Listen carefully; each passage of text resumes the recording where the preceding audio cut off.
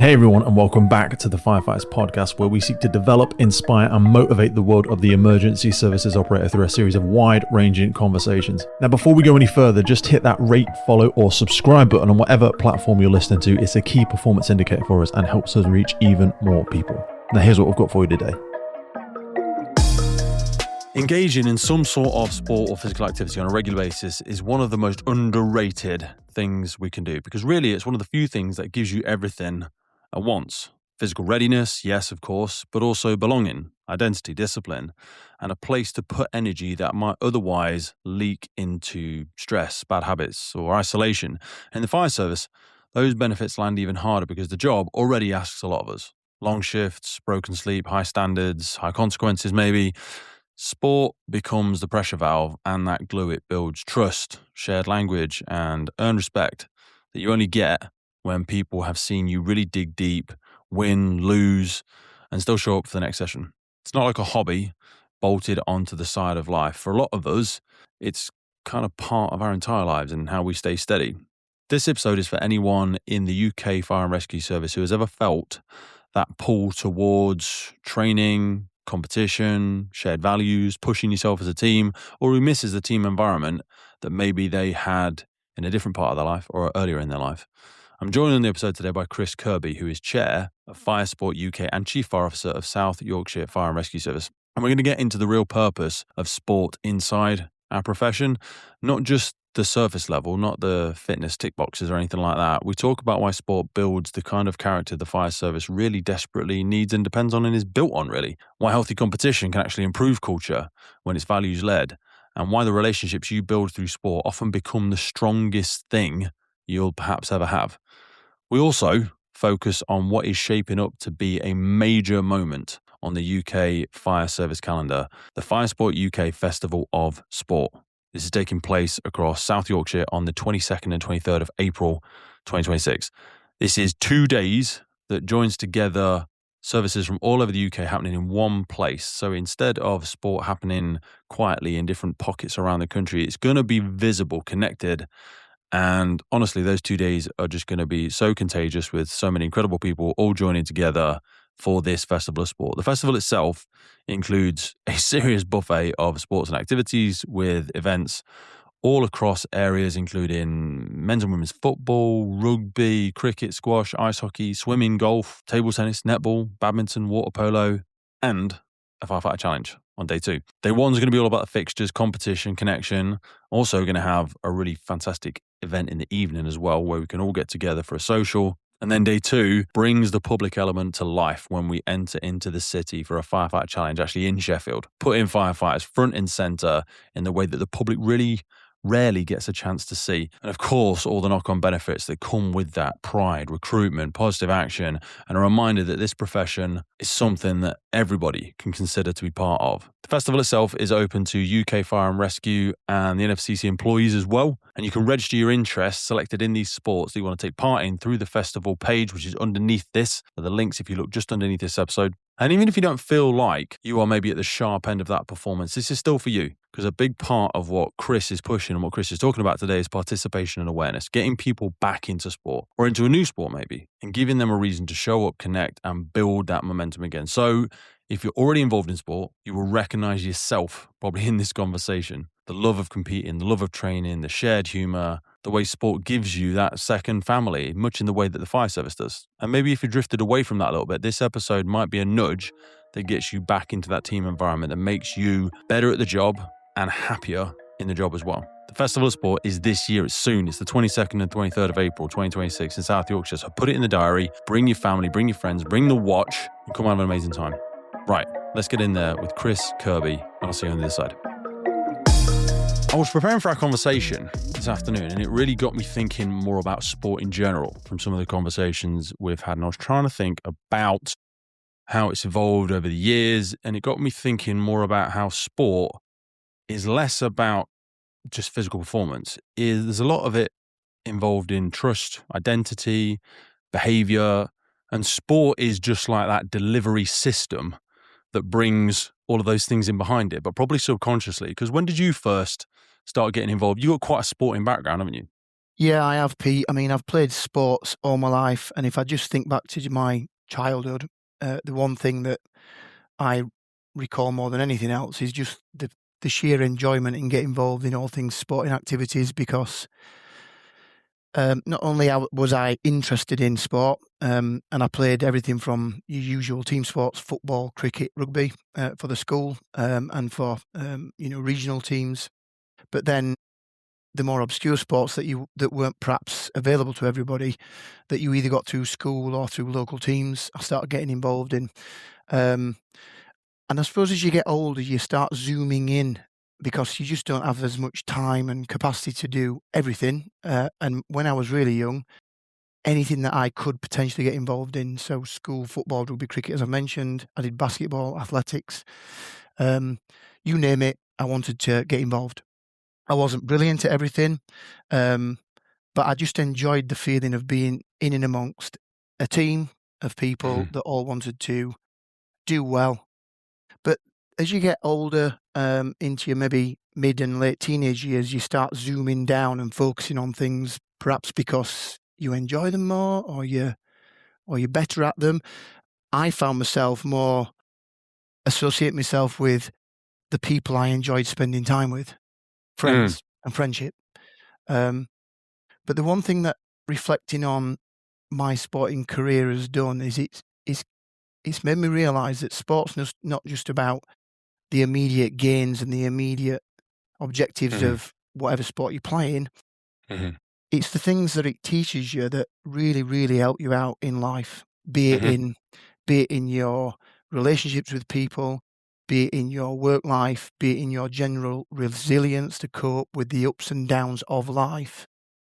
And I can't sing the praises of being involved in sport enough, be it in a team sport or an individual sport, because you know what? They all teach you how to deal with the downs. They all teach you how to bounce back from defeat or from not actually hitting the time that you wanted to hit if you're an individual runner or cyclist or swimmer. But they also make you realise that even within a defeat, you get to the end of a match and you've lost, but within that defeat, there's positives that you can take from it. It's just a natural teaching of reflections and debrief, and what could have gone better, what could have I done, what could we have done, what was the way that I behaved with you that affected the outcome of the game, or even you as an individual. I think as well, you made a good point about as we grow up a little bit, and I don't know if sometimes it comes from our parents, but it certainly comes from a professional mindset where they go, I haven't got time for all this silliness. I need to get serious about something. So like we hone in on a couple of sports if we think we're going to be quite good or successful at them. And then professional life kind of just, or we allow it to, because I nearly interrupted you earlier and you said, like, I didn't have time for that. You mean you didn't make time? Because we all obviously had time, and that's the silly old trope that people drop out all the time. And it's true though, to an extent, is that we don't see as much of a tangible value in where we're trying to go with our life. We have to start becoming a professional. But that's useful if you've already had that grounding in sport. And I think for people that have perhaps never had it, and people do enter into, whether it be athletics or just socially, sports and physical activity at different chapters of their life. But if I can absolutely understand why some people don't understand or don't share those same values of sport if they've never really experienced it. But I don't really know how to get it across to people that think it is just, well, it's a bit of an elitist thing. It's just because you win the genetic lottery, you're fitter, you're stronger. You don't understand how difficult it is for some people to engage in sport. And I'm like, people engage it in all levels. It hasn't got to be competitive. MSA are supporting us on today's podcast, and I chose to partner with them because I've been wearing this stuff for nearly 20 years. And they are the global leader in development, manufacture and supply of incredible, safe products that really protect people, not just our communities out there, but also first responders, most importantly, all over the world. Get yourself over to MSA and have a look at it. The high performance protective clothing for emergency services responders. They also partner with us on the UK Pink Firefighters. It's because we love them. The helmets with the reflective visor, the F1XF, absolutely epic helmet. And not forgetting how they improve firefighter safety through their connectivity in the connected firefighter platform. MSA are always pushing the envelope, and it's a real privilege to be able to continue to grow our partnership together. So whether it's your PPE, your bunker gear, your helmets, your SCBA, your thermal imaging, your Luna, or your portable gas detection, both of us know that this equipment needs to work. It needs to be high quality, reliable, and dependable in the moment. And that's why I use MSA, because they know what's at stake. No, it's not got to be competitive. I think it's got to be enjoyable. You can get enjoyment about so many different things as being associated with a sports team. And not everybody's got to be brilliant at their chosen sport. And one of the things that team does is it brings together people that have got different strengths to add to either the sport or the organisation. You broaden out what team's all about. And it's about individuals that bring different strengths to contribute to something that is a collective objective. So in sports, it's about trying to win every game, win the league title, win the cup that you're entering, or whatever it may be. But the different individuals that make up that team are where the value is. It's the relationships for me. So if I tell you now that the sport I zoomed in on, focused on after playing all sorts of different sports, ended up being water polo. That was my main sport. It was through injury from football and rugby. My knees were hurting at 16. My knees were tired. But do you know what? When I swam, they didn't hurt. And the doctor said, well, if they don't hurt when you swim, why don't you do a bit more of that? And swimming was boring. I didn't like swimming. Swimming's hard. Really hard. Swimming is brutal. And as a young kid, if you join a squad, a proper swimming club, your parents will be dropping you off and watching you for hours on end.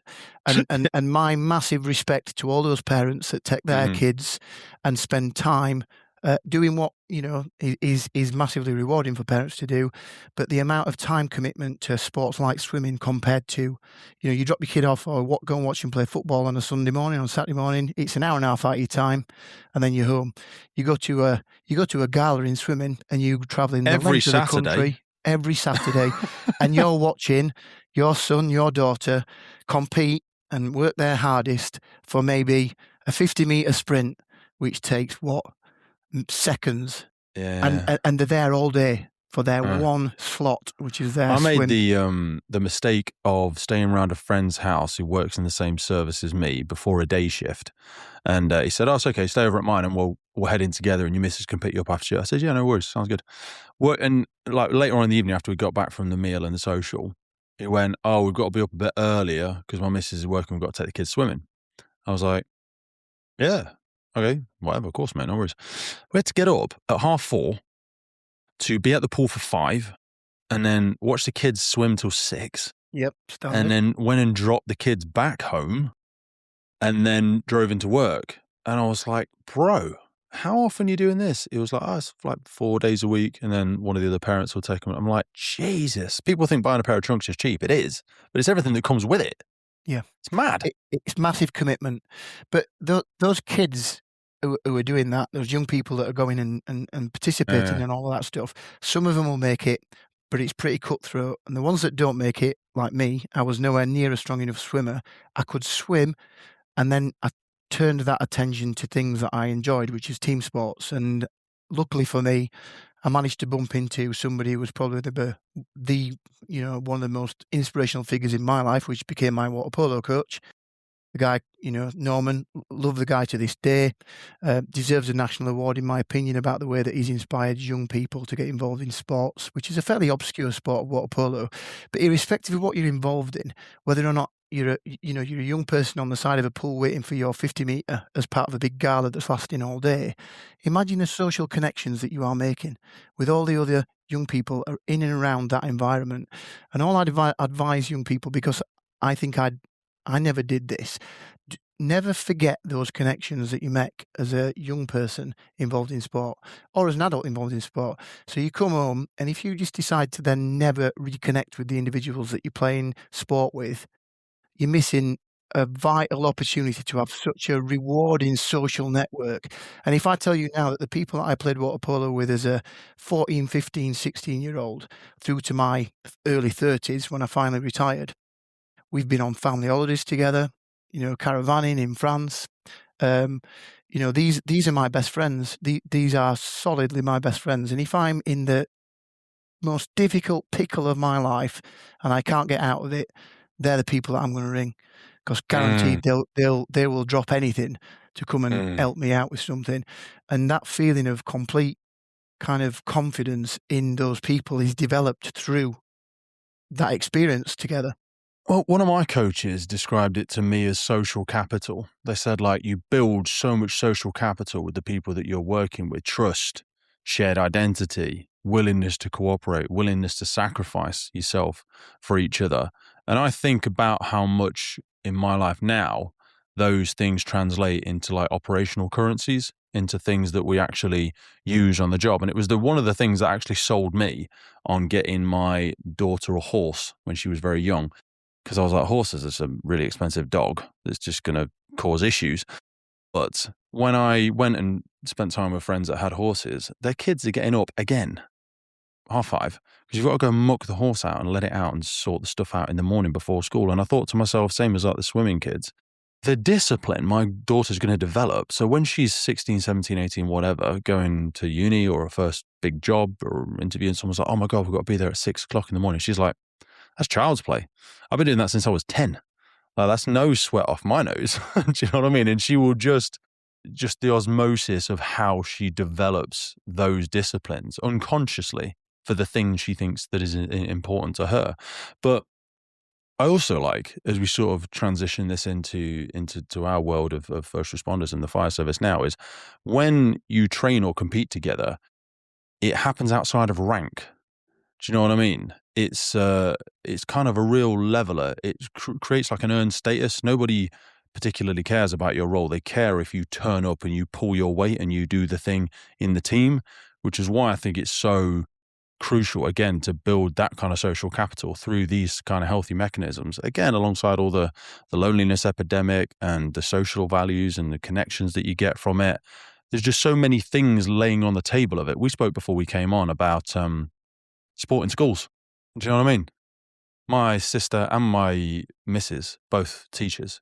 And I'm like, the argument for getting more of that back in the curriculum, I think we're not really appreciating how much it brings to children.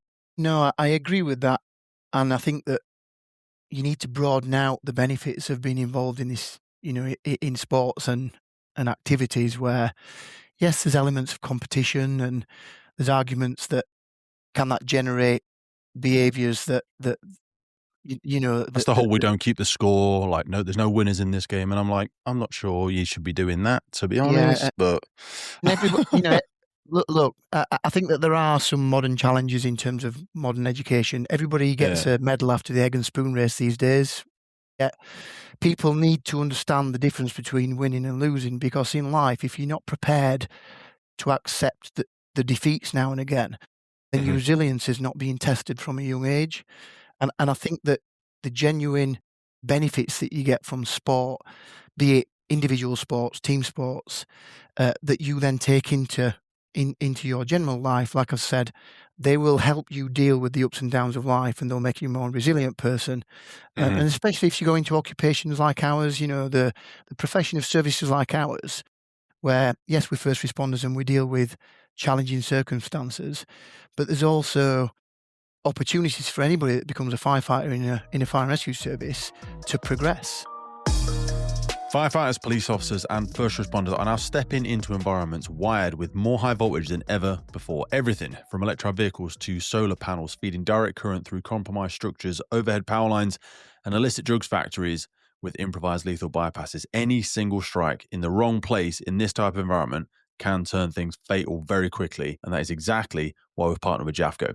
You already know Jafco are. They have been relied upon for decades for sturdy, get-the-job-done equipment, and they are not resting on their laurels. They are evolving to face the challenges first responders are handling today through their insulated tool range. These are purpose-built for the scenarios where contact with hidden electrical hazards isn't just possible, it is increasingly likely. Their insulated tools are engineered for real-world abuse and use, designed to keep firefighters, police officers, and all first responders alive in environments where electrification is outpacing policy, equipment, and training. And you know this. This is the kind of innovation our sector needs and the kind of investment organizations should be stepping up to support if we are serious about protecting first responders from fatal consequences. So a massive thank you to Jafco for backing the podcast and backing the crews on the ground. Go check them out, learn what they're doing, and bring that conversation into your service, because this isn't about the future, it's about right now. But to progress, it ends up being a meritocracy. I accept that there's elements of filtering through your progression if you wish to progress in the fire and rescue service. And it may well be that you want to be a firefighter for your entire career. Do you know what? Complete respect to individuals that make that Doesn't mean choice. you can't still have a massive impact on the service as well, though. Absolutely. And be a leader. Definitely. Be a leader. We are talking about leadership on all across the sector. And one of the things that we need to recognise is we've got leaders at every single level in the organisation. We all know that. Sometimes I we had don't Mark tap message me into that earlier enough. when he was like, I heard you're going on with CK, you're getting another one done. Mark Pert, what Yeah. an amazing leader in your organisation. And Yeah. no interest. I mean, he just he obviously earned the watch manager role that he's doing, but he was never fancied it. Fancied it. But the stuff he is able to shape, he's one of many examples. Yeah. And he doesn't need senior leadership sign off to do it. He just goes with good intentions and values, Yeah, Mark just does his thing. He goes about his business in a very subtle and modest way. And I have to correct you there. He's now just been promoted to station manager as Mark, and deservedly so, I'll have to salute him when I see him. He's a well-respected figure, not only within South Yorkshire, but further afield than that. There's lots of people that come to me and say, "Oh, I know one of your firefighters," and they mention Mark's name. So, yeah, and he's not paid. He's not paid you all right for that mention, has he? But no, he's not. He'll be rolling his eyes, and skipping forward as he listens to them. Oh, they're waffling about me. He's deservedly so. Yeah. So, we give an example of Mark there. You've given examples of sporting that you've been involved with. When you first entered into the fire and rescue service, what was your experience with sport here, with social activity, with sports and recreation clubs, and where was the sort of appetite at when you first came in? Well, I suppose as soon as you come into the fire and rescue service, there's that element of fitness. So the expectation that you maintain a certain level of fitness. And it wasn't until further along the line in my career where the compulsory fitness testing came in. And I do have views on, if I look back when I first started as a firefighter in the late 1990s, the general fitness, I would say, across the fire and rescue service population wasn't anywhere near what it is now. I think people have definitely started taking their fitness much more seriously. I think services have started to provide better equipment and provision of time, because we recognise that all of a sudden this is not a 30-year career anymore. It's potentially a 40-year career, and that's a whole different debate in terms of firefighter fitness through to 60-year-olds. I think societally it's just shifted as well, hasn't it, though?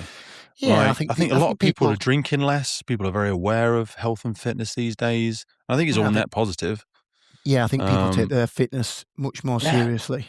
But going back to your question, I think my interaction with fire service sports was at a local level, the things that you would do at your local station, small competitions. And it could just be one of the things that I first got involved in is my watch manager, when I first landed on my first operational watch, which was at a station called Hunslet in South Leeds, a guy called Keith Atherton, another one of my inspirational figures. He's retired now. I still keep in touch with him. I message him, asking him how he's doing now and again. And he was dead keen on lifting weights and rowing. And I thought, I wasn't so keen on lifting weights when I was younger. Still aren't, if I'm honest with you. But rowing is savage. I loved the 2,000 meters. I love the 2,000 meter competition, and I love the 5,000 meter competition. And we had there was a tournament about who could do the quickest 2,000 meter time. And there must be something in my mind, because I thought, I'm going to get that. And I worked until the point where I was getting a decent time at 2,000 meter rowing. Being a decent level water polo player and swimming a lot and being 6'2" helps. Yeah, it helps. If you look at the students in the Oxford Cambridge rowing race, they tend to get rugby players, stick them on a rower, and say, work at that for a bit. For a crack. Yeah. And as long as they don't fall into the water and the balance is all right, they're the ones that are in the boat because it's about power. So in that regard, it does lean towards certain people with that level of strength, but it was more about the thing that was obviously triggered in me was I liked the competition. I enjoyed that feeling of competition, healthy competition, of course. But I enjoyed that. Random segue for a minute. Is rowing in the Fire Service UK? I know I'm skipping way forward in our conversation now, but is it? Because I might actually enter that. Is it in the tournament that we're doing, in the festival?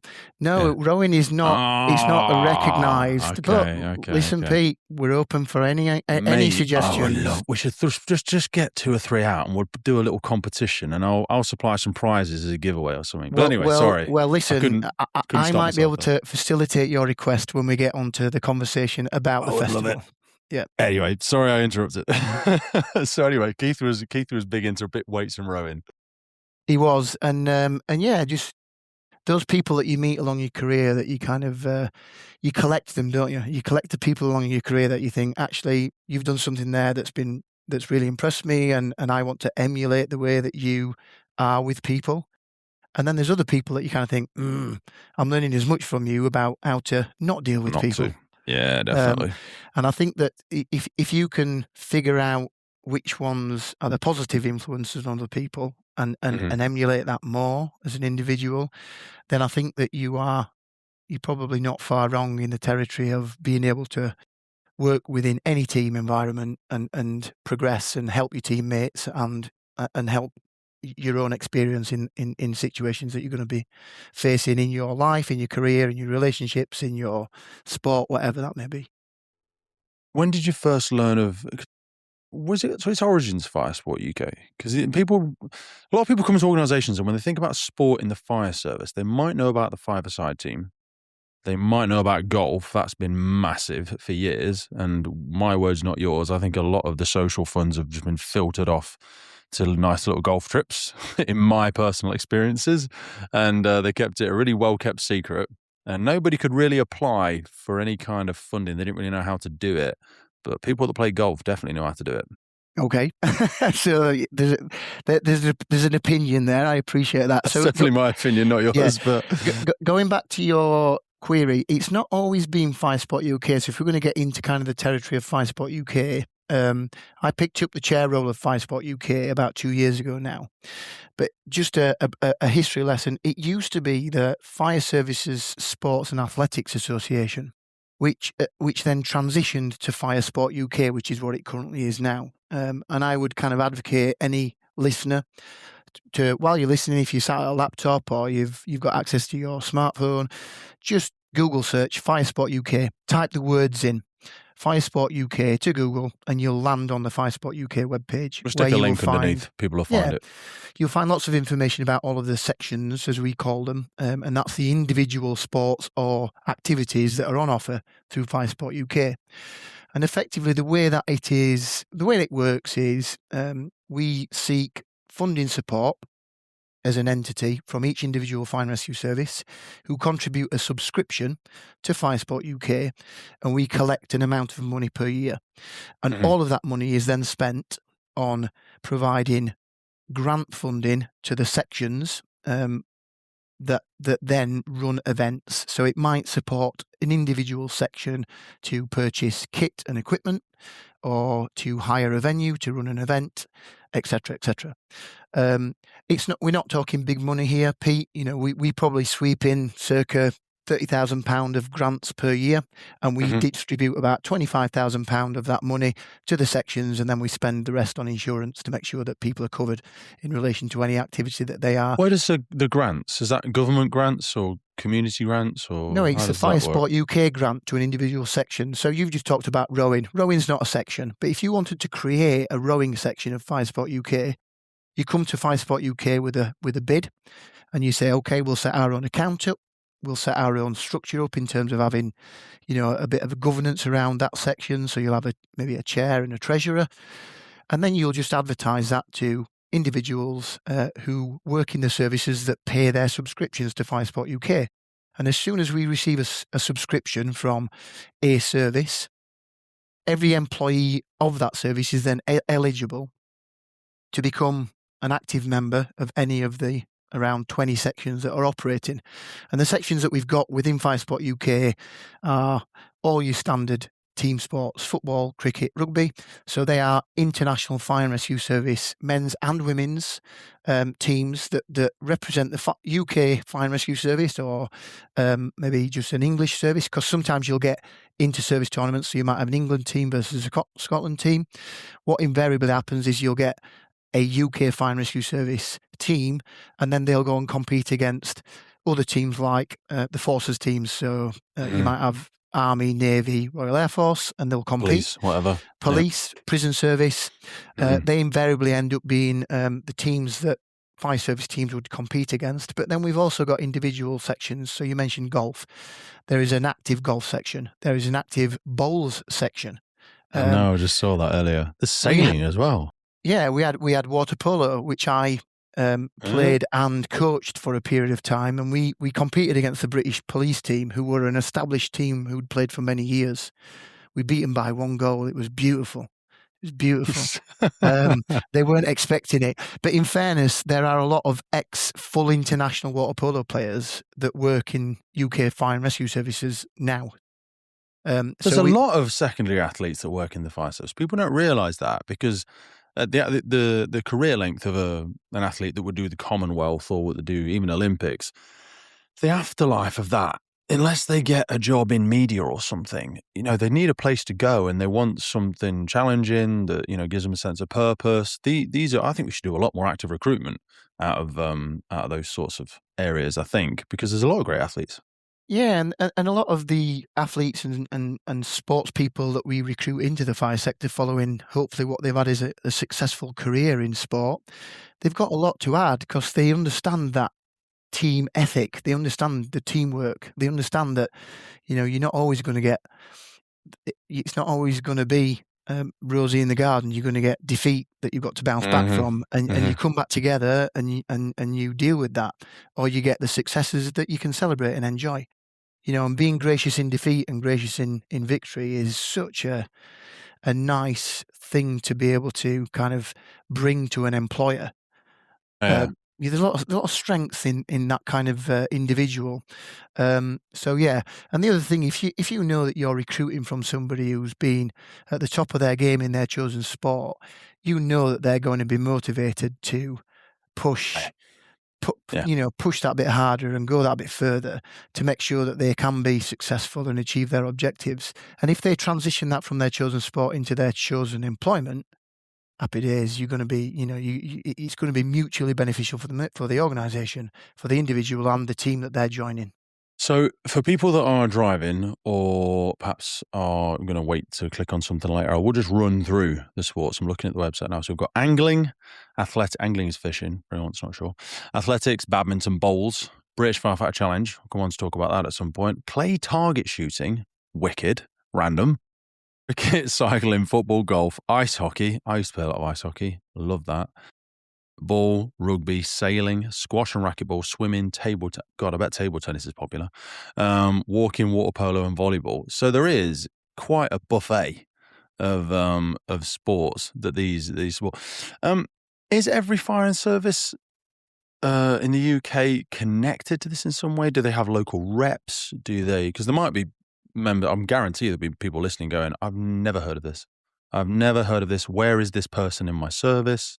Yep. So that's one. So I said I became the chair of FireSport UK 2 years ago, and we had a few things to try and tidy up in the first couple of years. But what I recognised is, and I think COVID didn't help. Let's not mention that word again after I've mentioned it once.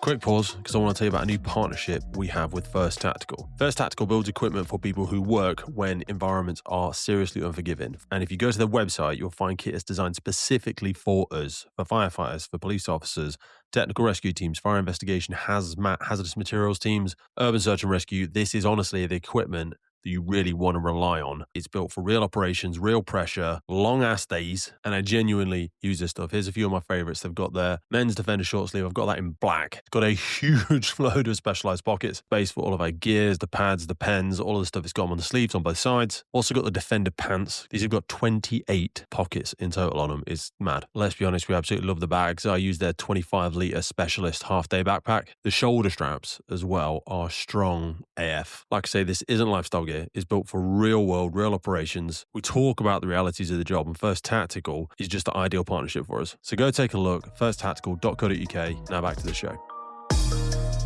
there's been a general decline in engagement and participation in certain sections. Certain sections have folded, and I'm wanting them to re-emerge. So out of the list that you've just talked about, I mentioned water polo already. We had a few games against GB Police, and then do you know what? Everybody ends up being busy doing whatever Life. they're doing Yeah. with life and with work and with family and all that stuff. So I appreciate that. There's a few other sections that used to be really active that have become dormant, and it may well be that some real key figures in those sections retire and don't want to stay involved in retirement. That's one thing that I need to add. If you retire, you're still eligible to carry on within the sections. So going back to your question about can people get involved, the answer is yes, because I know that every single UK Fire and Rescue service contributes an amount of money to support FireSport UK activity. And when we get that contribution from any individual fire and rescue services, it opens up the eligibility for any employee within that service to get involved in any of those 20 things that you've just listed. So if they want to go and join a netball team and play netball for the UK Fire and Rescue Service, that's fine. If they want to go and do sailing, then there'll be sailing events put on. A lot of these sections have got their own websites and they've got their own social media sites. So a lot of it is about going and searching and finding. In terms of local contacts, it would usually be through your local health, well-being, sports and social club representatives, because a lot of services will contribute through their sports and social clubs, and some is just a direct contribution from the individual fire and rescue service. So one of the things I recognised is we'd had a general declining engagement and participation and awareness. Definitely awareness, yeah. And do you know what? I thought, let's try and bring that back because of all the benefits that we get that we've just talked about. I want people to experience those benefits more from the fire and rescue sector. We've had enough of the last 4 or 5 years talking about culture and all the things beating ourselves over the head. We feel like we've beaten ourselves up. And do you know what? I just thought, as chair of FireSport UK, what can we do to try and, number one, get to the objective about improving participation, engagement and awareness about all things FireSport UK.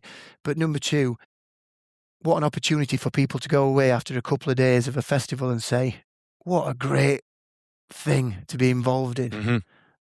As a member of the UK Fire and Rescue Service, be it I'm in an operational role, I'm in a corporate role, I'm retired, I work for the National Fire Chiefs Council, who I must add are also involved in all of this. And all the employees at NFCC are eligible to get involved in this. And it's just, can we get some feel-good factor kicking around? Definitely. So we did a few things in the first couple of years. We had to tidy a few things up. We've got some governance arrangements in place now. We've got a code of ethics. If you get involved, there's a code of ethics. Yeah. But, that's really important. You go in and representing fire and rescue services. There's a certain expected level of behaviour, but that's fine. And then there's some ethical sponsorship stuff. So going rewinding to your stuff about golf, they do attract quite a bit of sponsorship.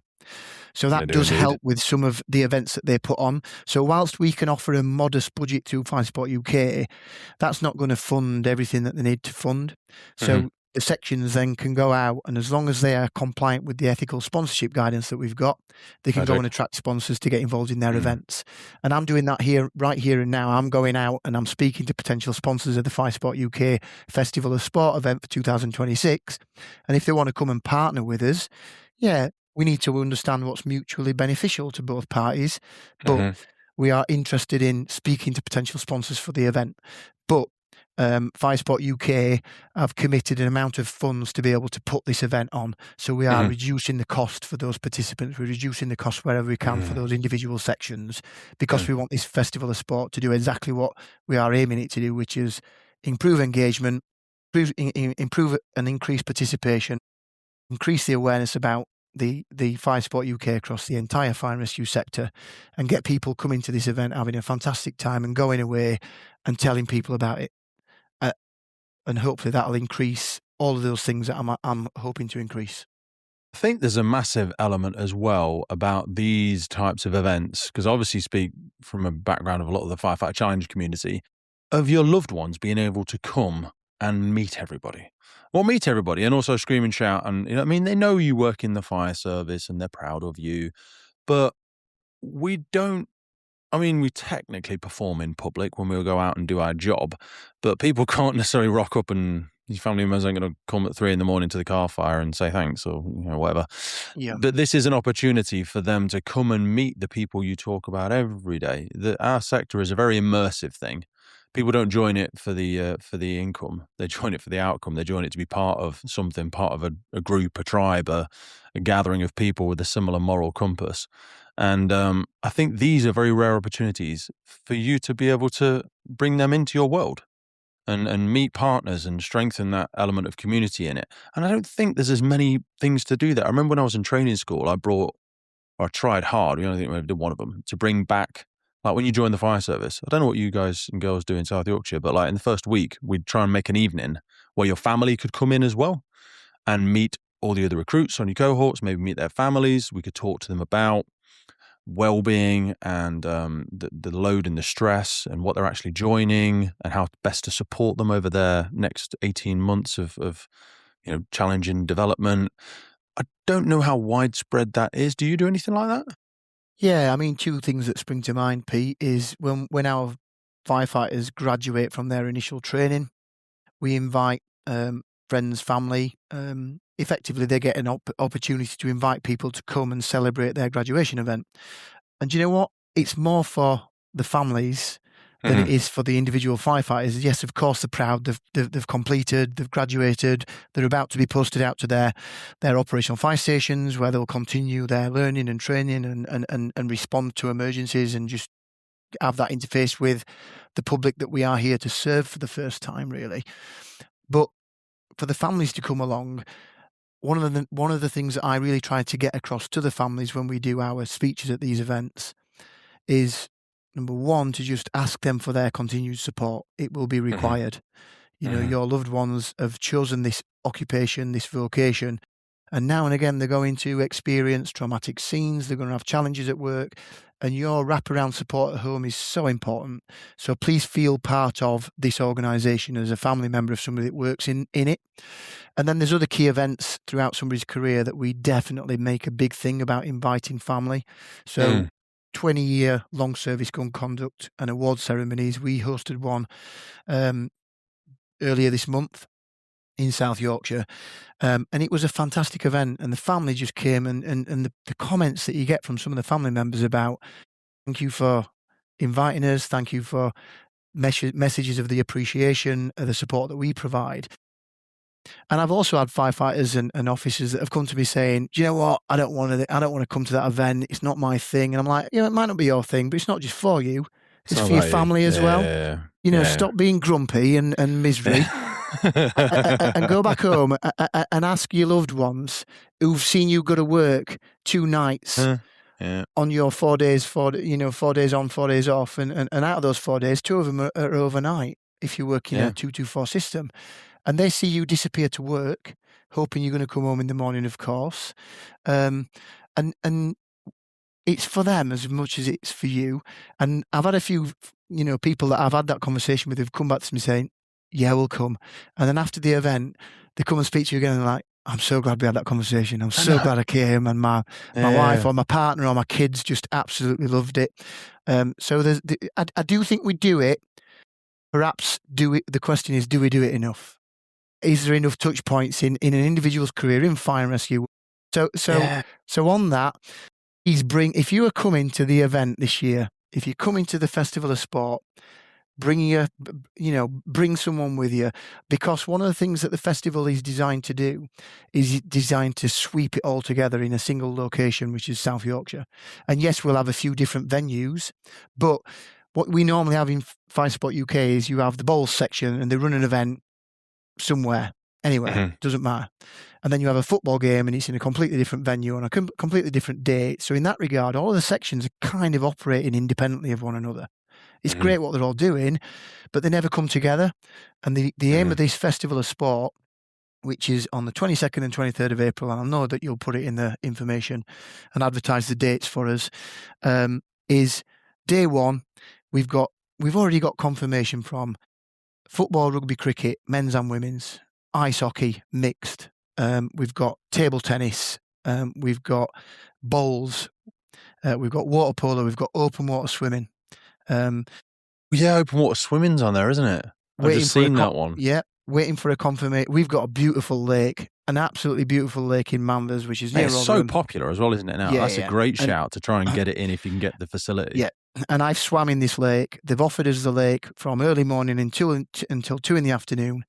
And it's 22nd of April, so the temperature will be touching to the point where, you might still need a wetsuit on, but it'll be comfortable. And if you've done open water swimming before, or you want to try it for the very first time, come down and have a go. It's it's a beautiful. I've swam in this lake a few times, and the water quality is just unbelievable. Really, really nice. There's people swimming in this lake every single day. They are breaking ice to get in the lake in winter.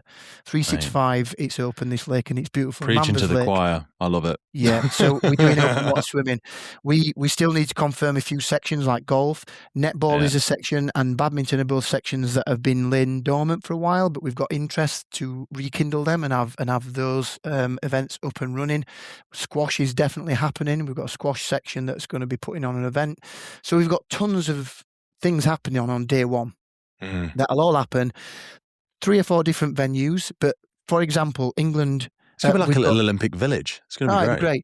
We've got Sheffield Hallam Sports Park, which will host football, rugby, cricket. There's an elevated viewing platform. We're keeping our fingers crossed for the weather with cricket, but definitely rugby and football will be happening.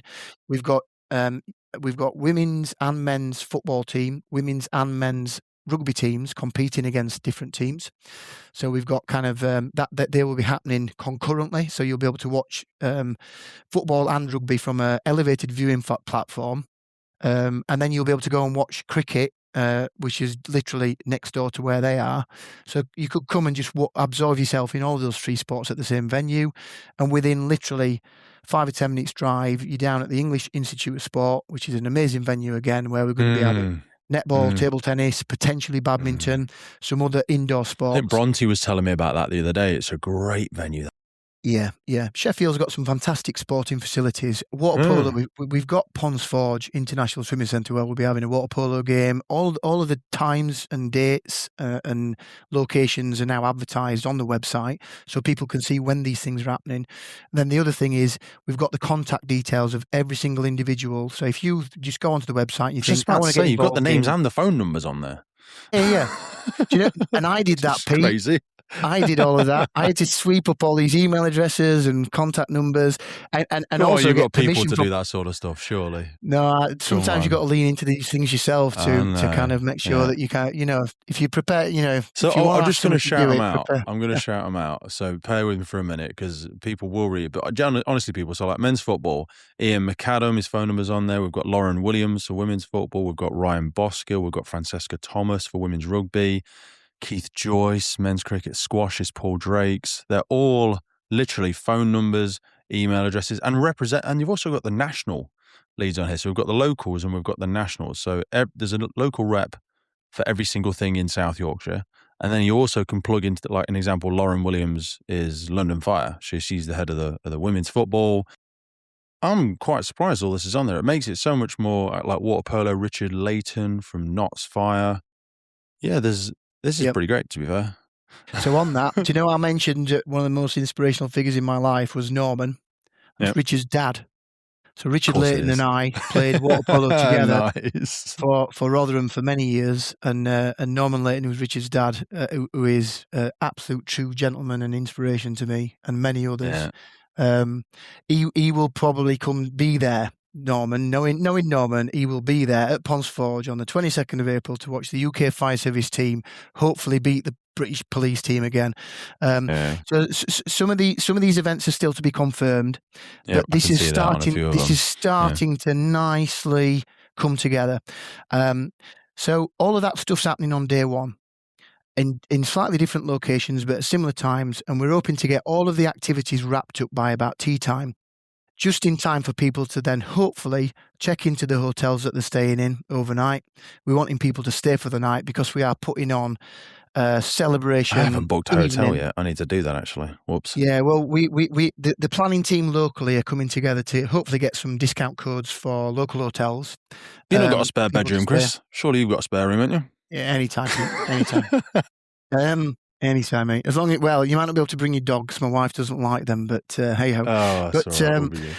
anytime. So we've got a nice social in the evening as well. That's fantastic. Yeah, and we're looking at having a proper social event, a banquet dinner. 2-3 courses followed by some entertainment afterwards, where all of these sections can then come together in a social environment and just download, connect, network, celebrate success, talk about all things what they've been up to that day, and then we move into day 2, which is the Festival of Sport Firefighter Challenge, which is a version of the British Firefighter Challenge that you know all about, Pete. It's officially part of the series, which I think is really fantastic. So we say about the growth of sport in UK Fire and Rescue Service, this Firefighter Challenge thing just seems to have grown arms and legs and has been a sort of a touch point or a lightning rod for a lot of people that generally have a lot of other sporting interests, much of which you've listed today. And they've just fumbled into this Firefighter Challenge thing because it's just gathered so much momentum. And again, it's not for everybody. It's a random set of skill set, but very relevant, obviously, for the job. And I know John Gregory, you've got him listed on here, very, very good friend of mine. And he thinks on a different level to most people that do the challenges in a good way, because he wanted to align it with, the National Fire Chiefs Council and with yourself and get it recognised as a sport. So that sort of rising tide raises all these ships, because there's so many people in these sports that would enjoy a challenge. And there's lots of people in the challenge community that already participate in one of these sports. So I just think the shared benefit of this sort of thing is just going to be like self-perpetuating. Do you know what I mean? I think it's really going to be really, really great. It is beyond a privilege to be able to bring the Firefighters podcast to you. And we are so grateful for every single person that supports, listens, shares, and follows our journey. But here's the honest truth. It takes a colossal amount of time and work to keep the podcast going. And to help us keep doing it, create more, reach more guests internationally, and make the podcast sustainable, we're asking for you to help. And to do this, we've set up a Patreon page. Now, if you've ever wanted to meet a member of the podcast, buy us a beer, buy us a coffee, and you think anything you've ever listened to on the podcast has been worth £3, that's basically what we're asking you for. By joining our Patreon community, you will get access to every single full episode archive we have ever made. Now, hundreds and hundreds of key documents that we've got in there on fire behavior, firefighter health, cancer risks, incident debriefs, and so much more. So if you feel like you want to join the Patreon crew and help us make this possible, head to patreon.com/TFFPC or check the link in any episode podcast notes. Yeah, I'm really looking forward to seeing how that event comes together on the Saturday. We've secured a fantastic venue in the middle of Sheffield City Centre, which is called Peace Gardens. Beautiful backdrop. We're looking to have the main scaffold tower built so that you can do the kind of firefighter challenge where you run up the staircases and haul aloft. But the other thing that will be interesting about the day 2 event, which is the firefighter challenge event, will be it's in the middle of the week where Sheffield comes to life, because it's the same week as the World Snooker Championships at the Crucible. So you're going to have a decent... It is, isn't it? You're going to have a decent footfall in Sheffield of public. Yeah. So the public spectacle of... And a lot of people who then attend the Crucible, they'll come up, if you know Sheffield, they'll come up Fargate, they'll walk through the Peace Gardens, into the Winter Gardens, through Tudor Square, and the Crucible is there.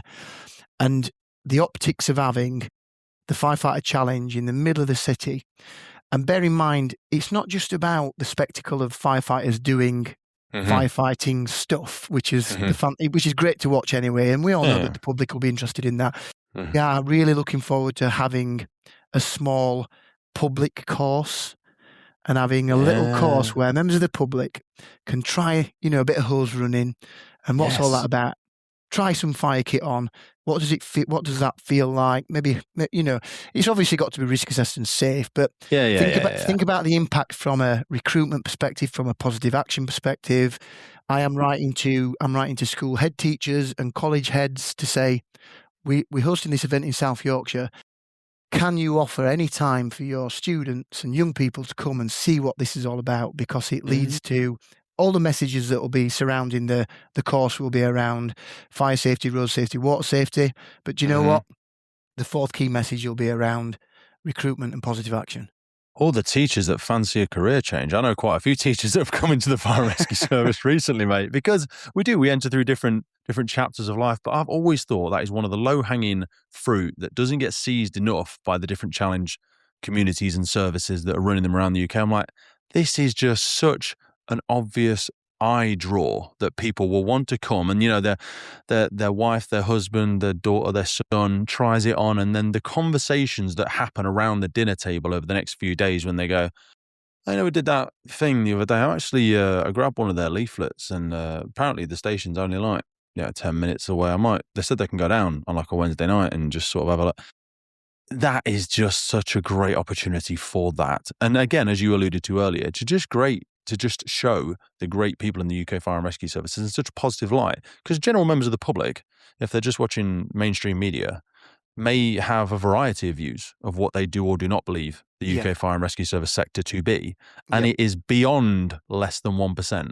I'm sure you do as well, speak to thousands of people across the world involved in the fire and rescue sector. Pretty much all of them are incredible people. They're joined for good reasons. No one's going to work to be malicious and play one-to-one defense on other people's happiness.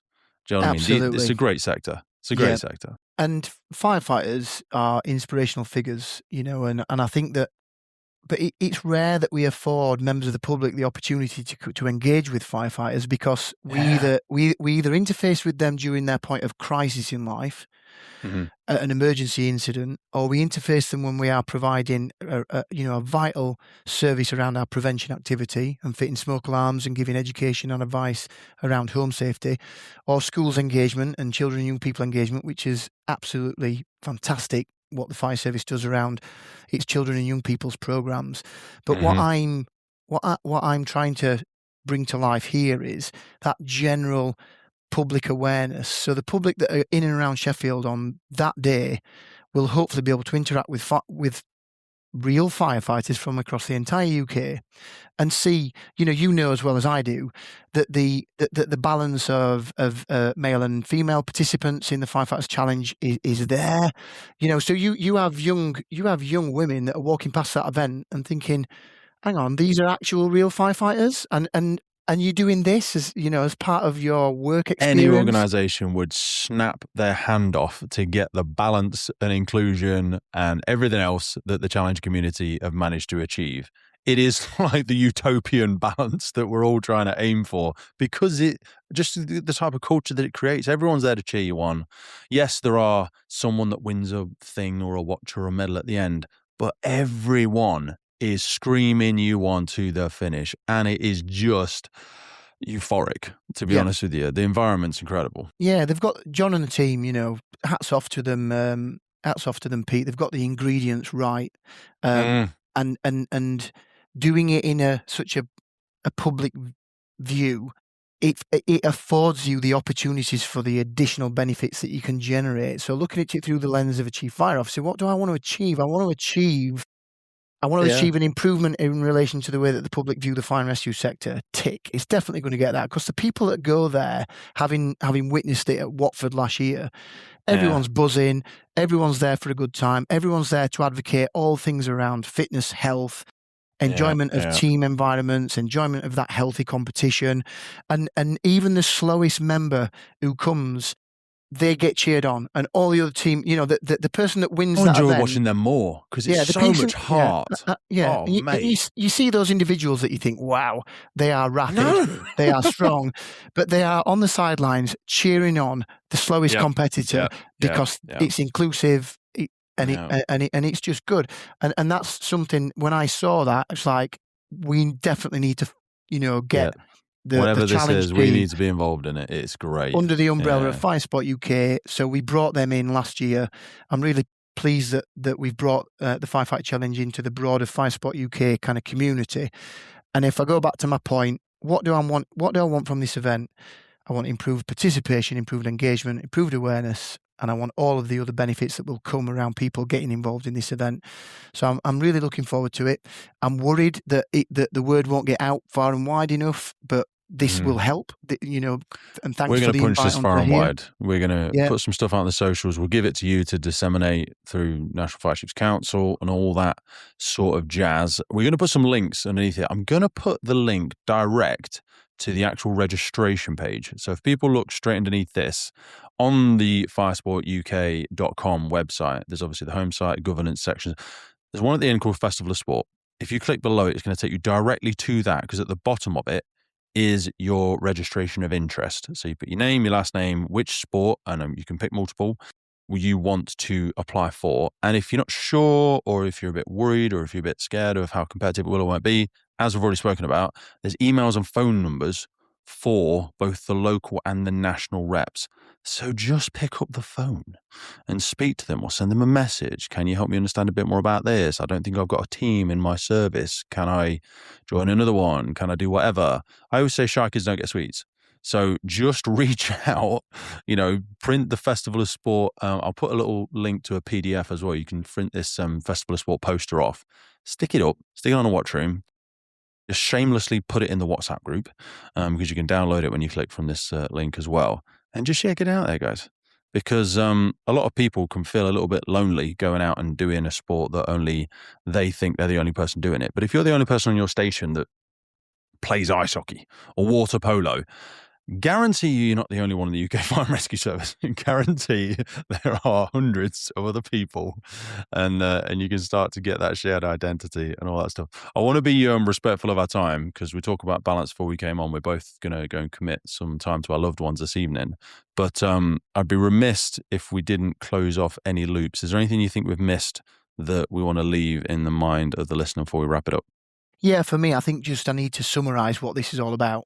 So in summary, Pete, I would say that FireSport UK is something that is lacking in the general awareness of everyone across the fire and rescue sector in the UK. We're wanting to improve that awareness and engagement and participation. We've got around 20 different sports and activities that are on offer, many of which are coming together to host an event as part of the 2026 Festival of Sport. We're hosting it in South Yorkshire. Selfishly, I'm the chief of South Yorkshire, but if you look at the geography of where South Yorkshire is, it's pretty central. It's pretty central. We've got good access into South Yorkshire. The other thing that we'll be posting as part of all of this is a link to Visit Sheffield, which shows you everything about transport links and how to get there, and park and ride options and all of that stuff will be available. It's a 2-day event, tons of things happening on day one. So have a look at the website and get involved in something on day one if you wish to. If not, just come and have a watch, come and participate, come and spectate. You're still participating, you're still getting involved. On the evening, we'll have to sell tickets for the evening event, but we are talking a high-end venue in the middle of Sheffield, and it's going to be a party. We want to have a good time. We want to have a party. There will be a really nice banquet 3-course dinner. We'll then do a bit of feng shui and move the tables, and hopefully we'll get a dance floor buzzing into the evening with a DJ. Some shapes. Day 2 will be all about the Firefighter Challenge event right in the middle of Sheffield City Centre, where we'll have a decent footfall of members of the public. If you've been involved in a Day 1 event, there's nothing to stop you getting involved in the British Firefighter Challenge. If you've never done it before, or should I say, the Festival of Sport Firefighter Challenge, just come and get involved. Have a nosy about it and see whether or not you can spend a couple of days getting involved in something that I think will be a fantastic event from across the whole of the fire and rescue sector, and it will elevate, all participation and engagement in FireSport UK activities. First of many to come, mate. So Festival of Sport, folks, 22nd and 23rd of April. I'm going to be there in South Yorkshire. Come and give us a wave. Come and say hello. I'll probably be the guy with the microphone on day 2, but I'm hoping to get involved in some stuff on day 1 as well. Chris, send my love to the family, mate. Send my love to everyone back at the office, and I really appreciate you, and I'll speak to you soon. Thank you, Pete. You look after yourself. Speak soon. Well, that's it for today, folks. Hope you took a lot away from that episode. We started the Firefighters podcast to develop, inspire, connect, motivate, represent, and most importantly, celebrate the world of incredible emergency services operators and the wider sector through this series of wide-ranging conversations. We really love creating this podcast and bringing it to so many people. Did you know you can also find these on YouTube? We do a lot of video podcasts now. You can head over to our YouTube page and follow, subscribe there. And as a final ask from us, whatever platform you're on, please rate the podcast. It really helps us as a key performance indicator to reach more and more people. I've been your host, Pete Wakefield. This has been the Firefighters Podcast. And wherever you are in the world, please stay safe, be happy, live with intention, and where possible, please remember and support your firefighters and first responders. I'll see you next time.